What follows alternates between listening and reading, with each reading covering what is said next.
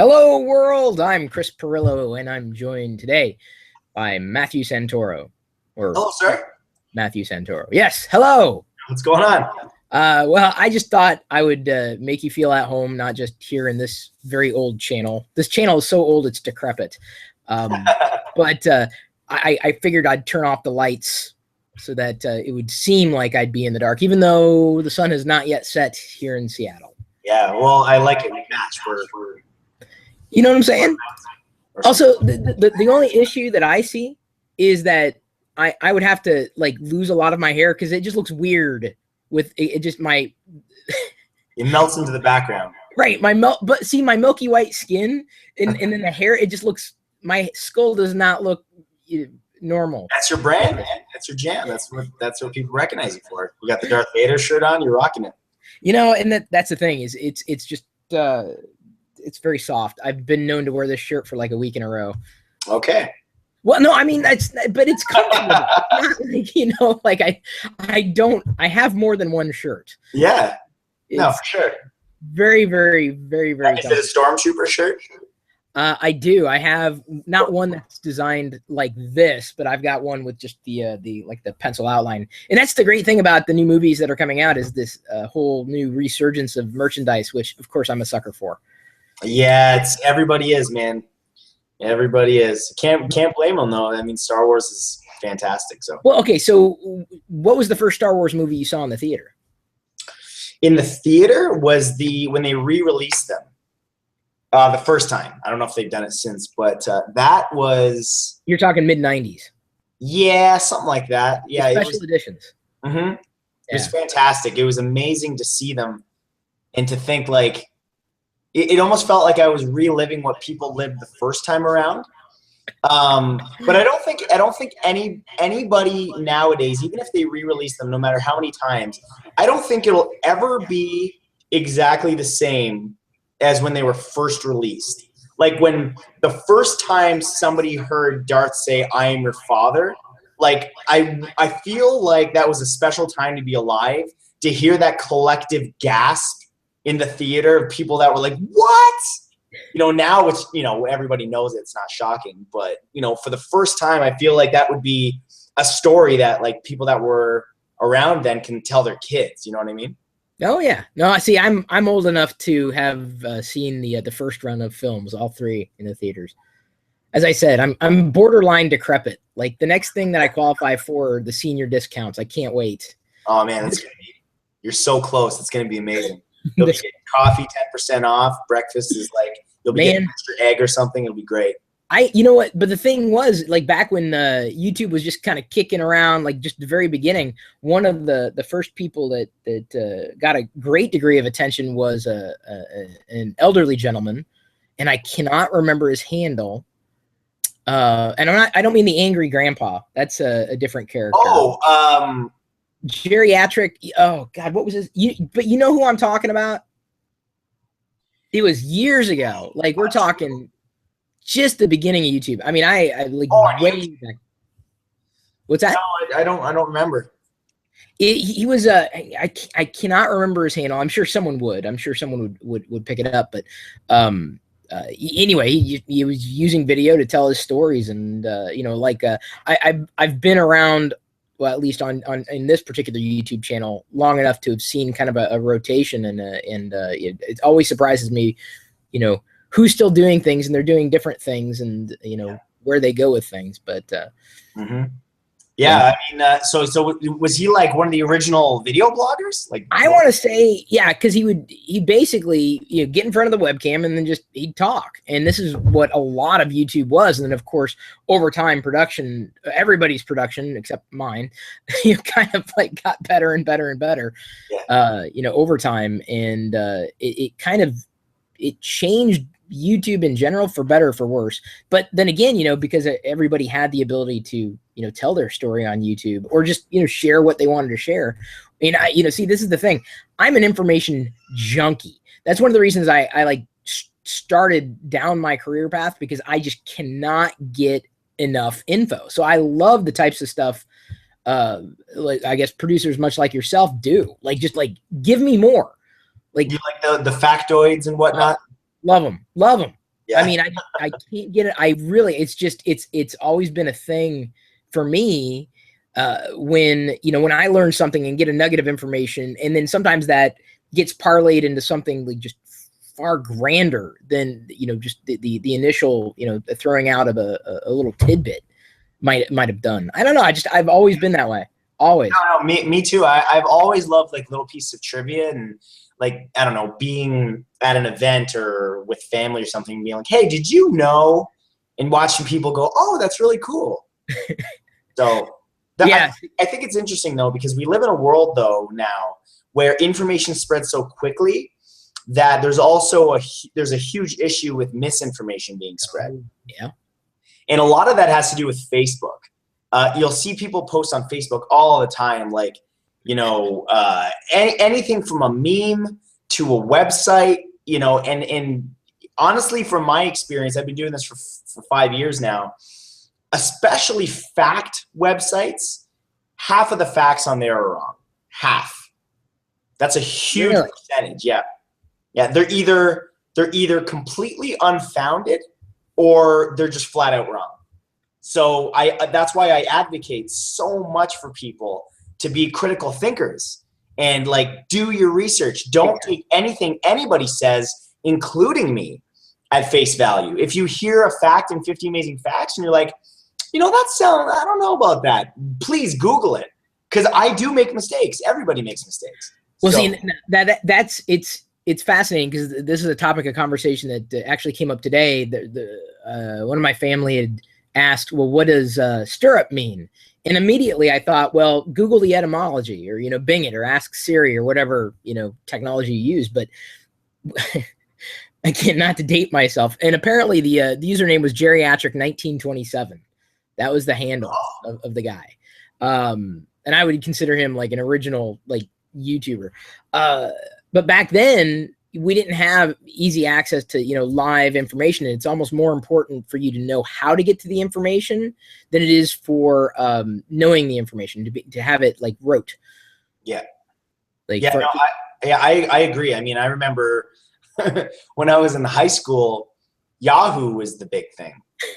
Yeah, it was like Yahoo. Like Google wasn't a thing yet, and Yahoo, it was so primitive. Like Yahoo couldn't find Yahoo. It couldn't find itself. Like you Google something. And I remember before then, the internet was the Wild West. Like for anyone watching, imagine the internet without a search engine. It's almost impossible to, but back in the day, the way that it worked was you basically had to guess what the website was. Like if you wanted to go to Nintendo, probably Nintendo.com, but who knows? Who knows? There could be anything. It could be NintendoGames.com. Who knows? Yeah, but do you remember Yahoo when it had a tilde in the URL? That it wasn't even Yahoo.com. No, it had a what in the URL? A tilde. It was at Stanford.edu/tilde Yahoo. Oh, wow. And Scott Yanoff, you were talking about, like, see, now this is where I got started online in 92. Okay. And this is, I mean, Lynx was a web browser, but I didn't start using Lynx until, it was a couple years in. And that was the web for all intents and purposes. So the first time I visited Yahoo was actually in text through Lynx. Wow. And then I remember the first time I saw the graphical web browser, and that was on OS2. So this is this is all just, I know it's all ancient, man. I was born in 85, so like I don't remember all of that, but I remember like how much of your audience is young? I'd say a great deal. Okay, so they're gonna find this probably interesting, but I'm freezing. By the way, the weather's changing like crazy. It's freezing. That's good right now. But that's awesome. I love autumn though. Oh, I love autumn too. I love it. But anyway, we'll get into that in a minute. Pumpkin spice everything. But yeah, I remember there was Microsoft Encarta. Right. For anyone that doesn't know what that is, Microsoft Encarta was like Wikipedia before Wikipedia, but you had to buy it. And it was like, I don't know, $60 or $100. And it was the disc. No. Put it in your computer, and it was Wikipedia, but it was a limited amount of data, and then Microsoft would send out updates. for like, hey, there's a new frog discovered and we made an article on it. And like, that's what it was. And I thought that was the coolest thing ever. I was like, oh my God, I'm going to be so smart. Did you ever use did you ever use a card catalog? No, what's that?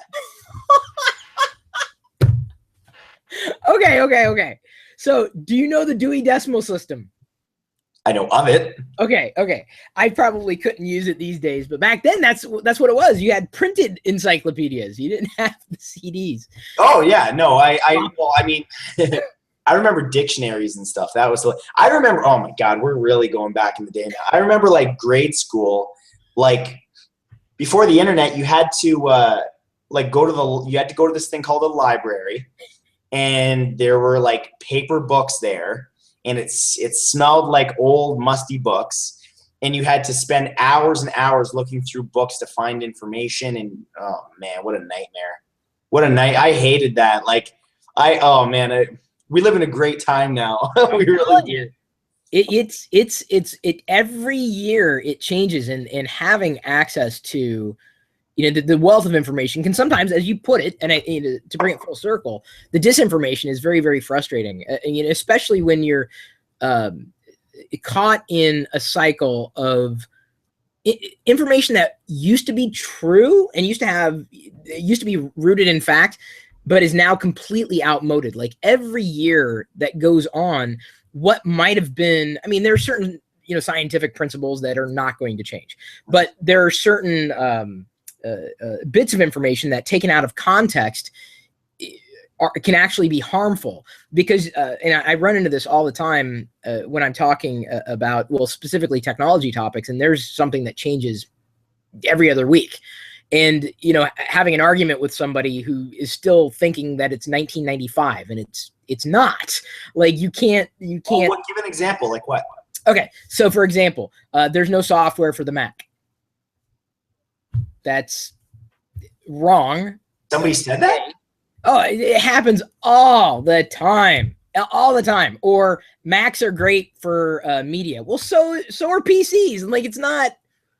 These are outmoded arguments, but they're based on or they're based on something that used to be factual. Like this was a flat fact. You couldn't walk into an electronic superstore and see a gigantic section of Apple compatible or Mac compatible or whatever software. It was all Microsoft Windows compatible or DOS compatible. That used to be the case. Well, if you fast forward to today, it's an irrelevant argument. Like, who goes to the store to buy software? A.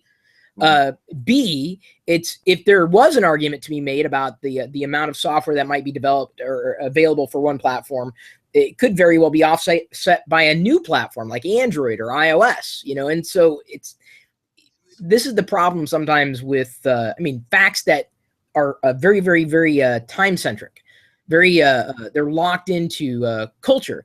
And sometimes it's difficult when you're trying to have a discussion based on something that's happening in modern times, and there's still someone who refuses to let go of a position that they held 10 years ago. I find that so weird that someone would actually say that's the strangest thing to say there's no software. Like, is this a friend of yours? Let me tell you. So are they like a monk that's been living in a cave for like 10 years?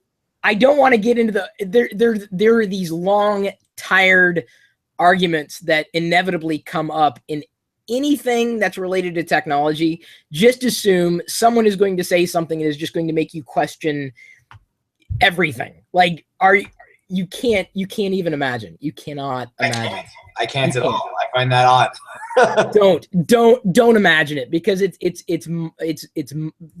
mind-numbingly frustrating, because that's the beauty of technology is that it is an enabler. But that's the way I look at it. I don't look at like the latest phone and say, oh my God, it's so beautiful and it's amazing. No, it helps me do things. This to me is a screwdriver. It's a fancy hammer. It's a tool, right? Yeah. And I like what it does. I think the way that everything's going in education and all of that and technology, I think in the future you're going to see education requiring less memorization. Right. I think that's the way, I feel like that's the way that things are going forward. There are going to be some things where you're going to have to know the stuff. Like if you're a doctor, you can't, if you're in the middle of surgery, you can't stop to Google, hey, what's this thing? Oh, it's squirting blood. Like, what do I do? You have to know. But when it comes to, the lesser things, I can't think of anything off the top of my head, but, I think schools are going to start implementing iPads and iPhones or allow you to use your phone in a test. Well, they have to. I mean, but right now they're still not, right? It's like, put your phones away. Schools are, yeah. Okay. So it's going to change because in the real world, you Google stuff all the time. You ask Siri, like people use this technology in the real world. So there is something to be said for obviously knowing the stuff, but there's also something to be said for, using the technology that we have available to us today. And the way that I think it's going to go is there will be greater time constraints. So right now you write an exam. I remember my exams in university were like 3 hours. 3 hours, but that was after memorizing everything theoretically. But in the future, you may be given an iPad or say, hey, go ahead, use your phone, but you only have 2 hours. So if you can spend the time, like more power to you if you actually have the time to Google the answer. You know what I'm saying? I think that's kind of me. Yeah. That's exactly, I mean, we think alike, and my background is actually in education. So I understand the need for critical thinking, and I've long believed that those types of skills are unfortunately not well, how do I say, encouraged in traditional constructs, but something that I think is very, very important. It's not just knowing, it's not just having the memorization, it's being able to know how to get to the information and to be able to present that information, especially in a conversation, in a essay, or in a presentation of some kind. Yep. It's something that it still means a lot to me. Now, do you watch when you have time? Do you in terms of like watching programming? Like, is it like for entertainment? Is it for information? Do you find yourself, because I don't know if this is a generational thing. I cannot use Twitter and watch TV at the same time. I can't. Well, okay. Well, to answer your first question, I generally just do entertainment. Like I definitely like documentaries, but for the most part, it's just Netflix and chill by myself. Do you see they made a button that there's a Netflix and chill button now? No. Yeah, that's true. What button? Where? It's there's a physical Netflix and chill button. That's weird. What do you do with it? You press it. And? You might get pregnant. I don't know. I've never actually. Girl come out of nowhere and just sit with you and chill. And I've never been Netflix and chilled. It's never been an invitation. I've never been Netflix and chilled. Somebody's got to tweet that. That's great. We do have a question, by the way. Good luck with this. Matt, what are 5 facts about Chris Pirillo the world does not know? Oh, man, I don't know you that well. Nah. We just started Italian a while ago. We're Italian. We got that going on. That's true, yeah. We're both strikingly handsome. Well, I'll give you that. We're both nerds. Man, we both love tech, that's for sure. Well, okay, so what's your latest tech acquisition? Very, very soon I'll have the 6S Plus. Ah, yes, this right here. Yeah, I hate you. I'm still right. I feel like I'm like, oh, I only have the 6 Plus, like first world problems. Yeah, no, I'm looking forward to it. The 4K I think is really cool. Mostly what I'm looking forward to be honest with you, is the front-facing camera upgrade. Yeah. Because like a lot of people take selfies, but obviously I take more selfies than the average person, probably, unless you're like a 16-year-old girl. Because like it's I'm at an event or whatever, I'm with a celebrity, and I love that it was a massive jump, like 1.2 megapixels to like, what is it, 5? 5. That's huge. So it's gonna make my Snapchats look better. It's gonna make my selfies look better. Periscope. Well, yeah, my man. There you go. And I love the front-facing flash. That's huge. Yeah, it works really well. It's, you know, and I moved from the iPhone 6. Oh, now I'm echoing. That's okay. Echoing. Okay. Yeah, no, that's awesome. I'm looking forward to the faster phone. 3D touch looks cool, but I don't think it's going to be like a huge selling point for me. Is it useful? Okay, so it's squarely like teetering on gimmick territory. I know, yeah. But so the use case of 3D touch can work if and when apps catch up. Because right now I find myself forgetting that I have it. On Instagram, it works very, very well. It's just that waiting for every other app to be updated to support it, because otherwise you run into the situation where, oh, it doesn't work, and then you just stop using it. But it does serve a purpose, and I really do like it when I remember that it's there. Right. Live photos is another feature that's borderline gimmicky, but in having a kid, like a baby specifically, this is, and I'm not the only person to say that is the perfect case for live photos. Like in terms of like taking still shots or selfies sometimes, you know, possibly if you're trying to capture the moment. But specifically for kids or pets or any type of, you want to capture the moment beyond the photo. I think it's a fascinating middle ground between picture and video, because for myself, I'm always wondering, like, should I take a picture or should this be a video? And what's cool about live photos is, even though you can't publish it as like a GIF, although that would be cool. I agree. I love that it's just like, although I say GIF. Oh, please don't. It's not peanut butter. I don't care what the creator of GIFs say. Hey, not GIF. I don't care what he says. It's GIF. It's like, GIF. It bothers me. GIF. Really? It's not peanut butter. No, it's not. But it's also spelled GIF. Right. So it's not the brand. Yeah, no. G is G. Nope. Giraffe. I will never ever say GIF. Giraffe. You know, I went back and forth for years, but remember, I come from the time that in order to view the graphical interchange format, I first had to decode it, decode it, then transfer it by way of Z modem, and then use some kind of utility in DOS to be able to view the graphic. Blah blah blah. I don't know what you just said. What I'm saying is, wait, you predate me, my friend. What I'm saying is, it wasn't always visual. You had to download something before you could view it. And I realize that sounds odd. You couldn't see what you were downloading until you had downloaded and decoded it and then viewed it. Huh. I feel like that could be abused. It was radically abused. But I agree. I'm a huge animated graphical interchange format fan. Okay.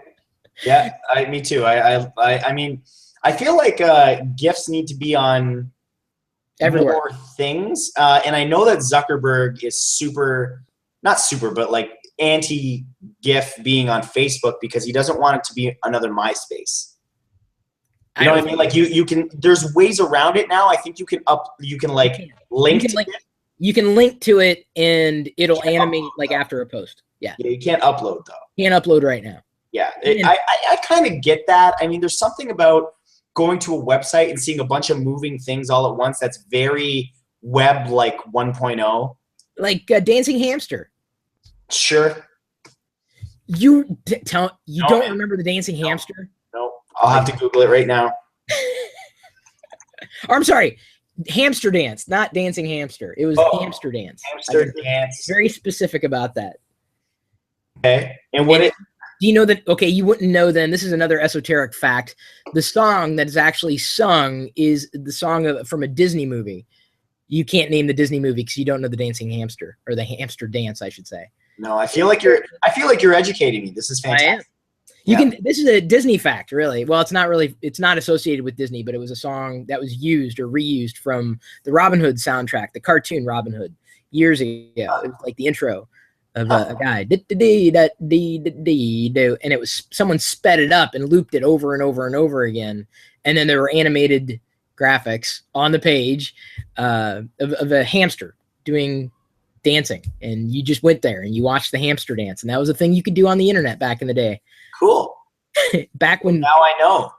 Scott Yanoff used to be able to, back in the day, used to be able to, in fact, I think you may still be able to finger Coke machines.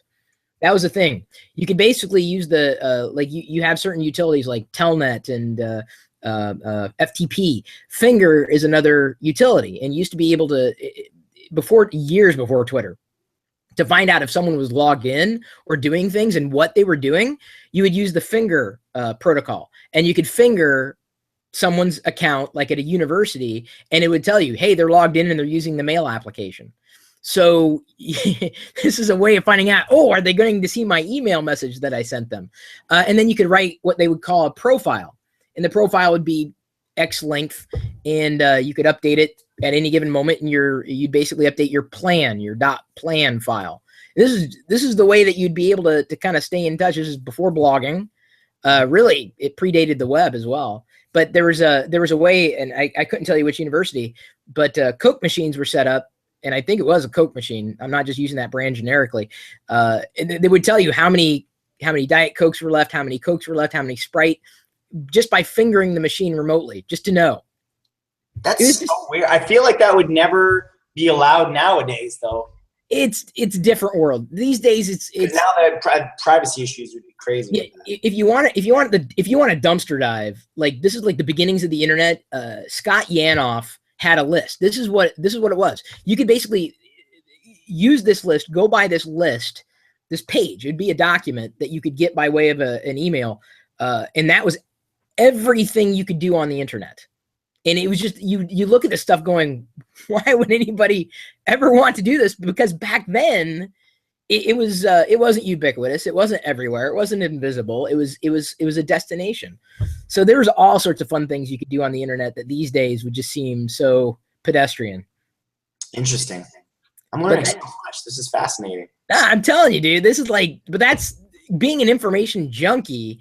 This is living in the news groups and just learning, it was always the global communication, really the explosion of it that just really kind of pulled me further into the internet, and what I always loved about it, like being able right now to have this voice chat or just a video chat with you live and in real time, and you're on the other coast. Yep. Like back then, it was beyond radical. I mean, you couldn't even, video, you couldn't imagine. I mean, the first time I ever made an internet phone call, it was from a dorm room, and I think it was somewhere in Sweden, just a random person. You just called them up, a random person. You had a conversation for a half hour, an hour. Wow. Ham radio. It was like ham radio. We've seen like two big iterations of the internet. We've seen like, what are we at now? Web 2.0 or 3.0? I couldn't even tell you. Okay. Well, anyway, we've seen a few iterations of the internet, but the next big thing is I'm very interested to see, like when I have kids, when they have like gigabit internet speeds, like Google Fiber, what then is going to be possible? Because still right now, like, yeah, we can do this. This is cool. But like, what about when they're able to stream in 4K without any issues in 60 frames a second? Like, to me, and it won't even be 4K. It'll be like something more. It'll be like 12K or something by the time they're. So it's going to be crazy to see what else is possible when gigabit internet speeds are available to everybody, Oh, yeah, ubiquitous. I heard that they're available in Toronto now. I got to look into that, because if they are, oh my God, I will pay for that. Yeah. Oh, tell me about it. The idea of uploading a video in a matter of seconds is just like, right now I have 150 down. I don't know. It's fairly fast. Like, I don't know, something up. I can't remember, 50 up or something. It's pretty fast. But I'm saying that now, but in like 10 years. Right. Gigabytes are going to be small. Gigabit's going to be small. We'll have moved on to terabit or petabit or yotabit. We'll be way beyond. Is that actually a thing, yotabit? It could be at some point, theoretically. Yottabyte is. I believe I couldn't tell you how many zeros that is, but petabyte the highest one. Yeah, peta is after tera, I believe. Yep. No, you're right. And yotta is somewhere down the line, but I couldn't tell you. We do have a question. I'm going to answer the question by reading the question. Bill Vander Plug asks, how do you guys pronounce meme? Meme. And I got that directly. The first time I learned about that word was through Richard Brody is his name. He wrote a book called Virus of the Mind. This is back in like either the late 90s, early 2000s. And that was the first time I ever heard about meme. Long before Imgur or any kind of memeing of images were around, I learned exactly what the virus of the mind was. Yeah. Memes are kind of a weird thing. Like, what is the definition of a meme? That's something I've always kind of struggled with. So actually, I would point you to the book if you're a voracious reader. It would be dated, but his concepts are sound. Virus of the Mind by Richard Brody, who worked at Microsoft and could be credited as the inventor of the red squiggly for misspellings in Microsoft Word. Okay. Richard Brody. Wow. Do you want to like help me research some videos sometime? Like, I feel like you're schooling me on a lot of. Like, I'm not schooling you. We all know different things, and I should do like a throwback. Like, you're making me think now. I feel like I should do like a 50 Amazing Facts like retro edition about the internet. Well, about yeah, like technology in general. You could. You heard it here first. If it happens, this is where it was born. That idea. Tiffany Miller asks, do you see the correlation between the live photos on the iPhone 6s Plus and higher and the pictures in the Harry Potter universe? Oh, wow. Good correlation. I'd see it, but I don't, honestly, so I've used live photos on my iPhone 6s Plus, and they're nice, but one thing to keep in mind is don't have them turned on. Don't have the feature turned on unless you know you want to shoot live photo, because in low light situations, it'll actually, and I've experienced this, it seems to, for some people, diminish the quality of the original image that's being shot. If you have live photos turned on and you just want that, if you just want one image, not the live photos around it, turn live photos off, which is easy to do. Really? Yep. And that was something, because I noticed, I'm like, there's plenty of light in here, but the details are muddied. Why did that happen? I'm like, well, it was a live photo. And other people have experienced the same thing. Now, whether that's, a placebo effect or not, it was something that I recognized. And I'm like, well, if I'm not going to use the video around it, and I have at points in the past, but specifically when I'm with my daughter, like, and she's playing around or something. Yeah, you know what? I'm definitely going to like test it out when I first get it. But to be honest with you, it's not going to be something that is going to be regular for me to use. As somebody that makes content online, I don't think that's going to be something I'm going to use very much. For the average person that doesn't vlog and doesn't Instagram like we do, I think they will use it a lot more. So for me, there needs to be a separation of video and picture. And I don't see myself using that middle ground for other than just being like, hey guys, like, look at this feature on my phone. Really, that's what it's for. It's to show people that you have the new iPhone. Like, let's be completely honest. I feel like Apple implements some of these things just so you can be like, hey, just so you know, you can't do this. Just so you know. You know what I mean? No, I totally hear you. By the way, this is a good question. And it just came in. It says, Chris, an honest question, no trolling. Why did you decide that YouTube is a safe enough career to be able to earn a living for a family? I mean, the moment YouTube becomes obsolete, which it could. Well, I've been in business for myself since 1996. YouTube started in what, 2006? Or at least became popular, or more and more popular in 2006. So I've been around for probably a decade longer than YouTube has. So for me, the answer is I wouldn't do that. You've got to, every stool has to have at least 3 legs to stand on. And that's my feeling in terms of a business.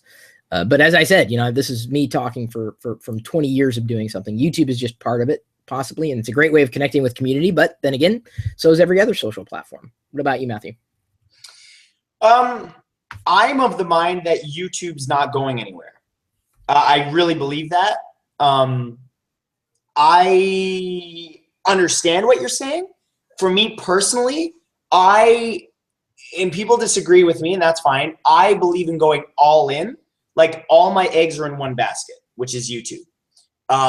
Now, if YouTube did go away, would I be in trouble in the short term? Maybe. But I think that I've created a brand for myself now where I would be able to leverage that brand into doing something else. What would that be? God only knows. But I'm not worried about that. And I really believe that YouTube is not going anywhere. And I think that it's only going to evolve. And I think it's going to continue to evolve into something that the world's never seen before. It already is that, but I think it's just going to continue growing. And it's in, you know, we've been around long enough that we've seen every iteration of YouTube, all the way back to the yellow subscribe button on the right side of the screen. Some people have no idea what I'm talking about, but I know you do. So because I'm the old man in this conversation. Whatever. You're just experienced, Chris. Yes, I'm experienced. Thank you. No, you're like a fine wine. A good cheat. Yeah. I think for me personally, what I'm doing now, I don't know how long I'll be able to do it for. But to be honest with you, I don't live my life thinking those terms. I live my life in the moment. And that's a very cliche thing people like to talk about nowadays. But I live that. And, you know, I live that through YouTube. And I live that through what I do day to day. And I think that's very clear. Like, you know, you don't see me going on TV and branching out the ways that other YouTubers have. Because number one, I think TV is stupid. I hate television. Like, I've been offered to, like, you know, explore the possibility of creating some shows for like Nat Geo, History Channel. And while I was very flattered and I at one point explored that option, I have zero interest in that. Zero. Digital has taken over. It's not taking over. It has taken over. Digital is not the future. It's now. And when people say like, oh, like, you know, do you think people will be watching more YouTube one day? Guess what? They are. They already are. Talk to anybody, most people, I was going to say anyone under the age of 20, but not even. Like, anyone under the age of probably 35, I would say watches exclusively, if not for the most part, exclusively Netflix and YouTube, or some sort of other internet-based streaming service. But like, I haven't had cable television in well over 7 years. And I'm not the only one. Every time I do a speech or I give a talk at some event, just out of curiosity, I like to ask people, and more than 75% of the room is like, yeah, I haven't had cable. And sometimes it's older people. It's like 50, 60. There's like, yeah, I don't have cable. You know, it's just kind of, it's an old medium that you know, will TV ever go away? No, I don't think TV will ever go away. Because I think that it does offer certain things that digital doesn't. But like, for example, like sports, you know, I don't ever see people gathering around the computer to watch the Super Bowl. I definitely see that happening on the television. And, you know, there's other shows that come out on TV first, you know, blah, blah, blah. But honestly, that's going to change over time. You already see direct to digital. House of Cards is the perfect example. Amazing show. One of my favorites. And it went right to Netflix. It's winning awards. That was a groundbreaking show that showed people, hey, this can be done. And it was groundbreaking, but in a few years, yeah, it's not going to be groundbreaking. You're going to see everything going directly to digital, and TV is going to become less and less important. Less and less eyeballs are going to television. Well, you're not necessarily talking about the actual physical piece of hardware. You're talking more of the services around it. I'm talking about the physical services, but also the television itself. Just because I have a Samsung, it's like a 65-inch curved UHD 4K, blah blah blah. But like, I only watch digital stuff on it. And it's kind of funny because I nothing really streams in 4K, so I'm not really utilizing it. But I still, me personally, I like to watch my YouTube videos on a desktop computer. I like the experience. I have better speakers, so I like to hear people's voices clearer. But everything is going digital, everything is going mobile. And just recently, I checked my analytics for the first time in a really long time. The only thing I ever check is my earnings and my views. I don't dive in it deeper than that, which I should, because I'm not utilizing that information, and it's there. And I just discovered that over 60% of my audience, 60 or 66%, like 2/3, is on mobile. So 60, 70, 80, 90. Yeah, I think it's like 66%. And then 30, and then a little bit in other whatever ways. Maybe they're watching it on a toaster. And then the other 30% is on desktop. So in the coming weeks, you're going to actually see a difference in the way that my videos are being portrayed, because they're going to start taking advantage of mobile, assuming that you're watching on mobile. So right now, everything that I've been doing is assuming you're watching on desktop. And then, oh, by the way, for those of you watching on mobile, links in the description. Everything is, I'm going to start flipping it, because I'm talking to the wrong people. I'm talking to the majority like they're the minority, and that's, I should have checked earlier. So various things I'm going to be doing are like, basically I'm almost killing annotations. I'm not even really going to do annotations anymore. I'm going to be replacing my end card, which is really desktop, really optimized for desktop right now, with annotations. Hey, check out my last video, click here, blah, blah, blah. That's all going away, and you're going to see a simplified end card that is really perfect for mobile. Big images that are more clearly seen on iPhones or iPads, much smaller screens. The subscribe button will always be there as a reminder, but no annotations. It'll be like, hey, if you want to subscribe to my vlog channel, I might have the URL on the screen and be like, hey, search that and subscribe. The link is in the description, as opposed to click here. I've changed my verbiage. I no longer say click anything. I say push. Which is something that I haven't seen anyone else do that yet. So I'm giving away my trade secrets, but I've just started doing that. If you go on my channel right now, I just changed my banner actually. It no longer says click subscribe, it says push subscribe, because that's more accurate to what you're doing. If you're a kid and you're discovering me on mobile, you're not clicking anything. You're pushing it. You're pushing subscribe. So I feel like that's more accurate to what they're actually doing. And I started saying that in the end card as well. Hey guys, if you enjoyed this, push subscribe. So it's going to be weird for people on desktop. So they're going to be like, but whatever. Honestly, I think, you're definitely following industry patterns and behaviors by doing that, or predicting them, really, because that is, for all intents and purposes, where tech is today and where it's headed. In fact, there are more people who are using and buying iOS devices today than Windows devices, PCs.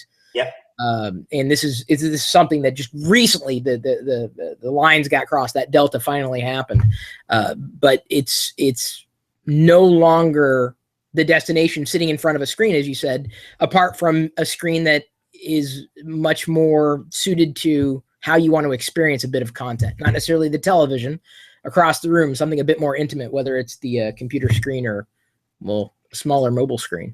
Yeah, no, exactly. And what got me thinking about the whole mobile thing was I over and over, I have people say, and oftentimes it'll be adults. They'll be like, hey, my kids love your content. Can I get a picture or whatever? And that's great. I love doing that. But what I hear is them saying, oh, my kids can't get off their iPad and their iPhone watching you. And that's all I ever hear. I never, ever hear an adult say, my kids can't get off the computer. It's now they can't get off their phone. That's very specific wording there that I've started paying attention to. And that's what was like, hey, I should probably check that out. Like, I should probably check out what the actual statistics are. And as it turns out, it's mobile's just dominating. And I wish I would have known that earlier, because I've been optimizing it for desktop, and no one's really on so much. It's you know, let me put it to you this way: you're going down the right path with that. I mean, that's my feeling. Everything you said, apart from the pronunciation of the graphical interchange format, I think pretty much right. Continue. No, I mean, I know it's a Sunday night and you're probably very, very busy. You know, no, thank you for taking the time to just chat about nothing and everything all at once. No problem, man. I've been meaning to we've been meaning to do this for a while, but you and I are very busy. My life is very busy, and especially the last month and a half has been I don't want to say turmoil. Life has been good, but I've had some things happen in my personal life that has made it very difficult to maybe either show up to an event or, jump on this with you. But things have finally calmed down now, and that's why I'm here. And I'd love to do this again. Yeah, for sure. I always learn new things, and hey, if I've got some old knowledge from my dusty encyclopedias, hey man, drop it on me. I like hearing about this stuff. I think we're very much similar in that respect, in that we like learning about new things or little pieces of trivia that we didn't know. And obviously I like that. I made a career off it. Yeah. So I would say no. And your success is very well deserved. Oh, thanks, man. I appreciate that. Absolutely. So do your thing, keep doing your thing. Have a good week. We'll see you on social, on Periscope the next time it pops up. I've been really lax on my periscoping as of late. Me too. I was all about it, hardcore. I was doing it for 8 hours a day. It was nuts. And it got me to the #1 periscoper in the world. But now I don't know what it is. You know what really turned me off? Not to go off on a tangent, but the app is buggy. Yeah. It's still buggy. And if I'm on Wi-Fi, not a problem. But if I'm at an event where I'm relying on LTE, it's just choppy. People be reporting in the comments, you're frozen, I can't see you, I can't hear you. It's I'm not going to invest my time in an app that doesn't work. And I don't want to use Meerkat because I don't like Meerkat as much. But one thing I can tell you is that there's a big competitor coming in the live streaming space that has reached out to me. And I can't tell you who they are, but it makes a lot of sense when they release this app. You're going to be like, oh, okay, of course. Why didn't they jump on this earlier? Interesting. Yeah, so you could probably guess a couple big companies that could launch something like that. But well, Facebook's got, if you're verified on Facebook, I can stream on Facebook with Facebook mentions. I do that too. And I like it. I really like it, actually. I like it, but there's certain aspects that I like about now with Periscope, with landscape and capturing comments versus, everyone's got a different use. You can capture comments? So by screencasting. So what we'll do is I'll broadcast something, and if it was a good capture, then we'll just go in and just on the desktop, do a screen cap or a video capture of the broadcast, and then save everything out. So it's kind of a workaround, but that's how how we'll usually do it, just to get the comments. Yeah, of course. Yeah. If the comments are good, and sometimes, let's face it, when we're doing live video, sometimes it's not open boobs. Yeah. So the other thing that you may want to be aware of is now there's a utility, and I talked about this last week, the week before. With iOS, you can do what's called AirPlay. And there's a utility for OS 10 that allows you to directly stream from your iOS device onto YouTube. So wow. Yeah, it's slick because you don't need any additional hardware. And the developer was actually saying that he gets better or lower latency with the wireless connectivity of how Apple reworked AirPlay, which is basically the protocol that allows the media to go from one device to another, at least within Apple's ecosystem. But you don't need to plug anything else in. If you want to have an external mic, you could, but you could basically play the game from iOS and stream it directly into your That's YouTube. insane. That's awesome. Anything. It's system level. AirPlay is system level. It's not just contingent on the game developer enabling access to it. I love that. Anyway. Okay. Have a good week. Thanks, man. Yeah. Or good month, or however long we wait and another decade and then do this again, and then you'll be older than me. Well, let's leave it up to the people. If you want to see us do this again, leave a comment, hit the like button. There you go. Yep. I could not say it any better, so I won't.